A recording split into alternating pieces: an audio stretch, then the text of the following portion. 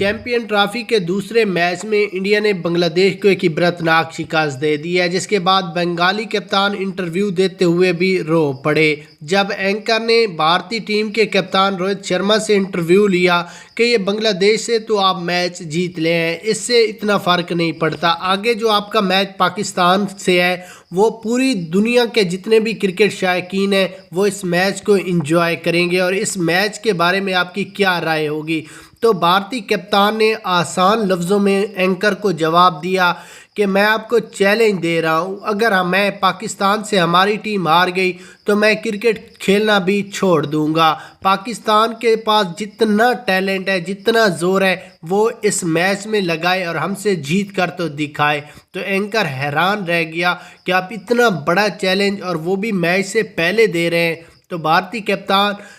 हंस पड़ा, मुस्कुराते हुए कहा कि कोई बात नहीं, ऐसी बात मैं सोच समझ के कर रहा हूँ और पाकिस्तान टीम का मुझे पता है। उसके बाद बंगाली टीम के कप्तान के इंटरव्यू में कहना था कि हमें भी अंदाज़ा नहीं था कि हम हार जाएंगे, लेकिन अब हमें भारतीय टीम का पता चल गया। हम पाकिस्तान को भी कह रहे हैं कि इनसे पंगा ना लो, इनकी बहुत बड़ी टीम है और पाकिस्तान से ये आसानी के साथ जीत जाएंगे। जिसके बाद रोहित शर्मा का इंटरव्यू में मज़ीद कहना था कि पाकिस्तान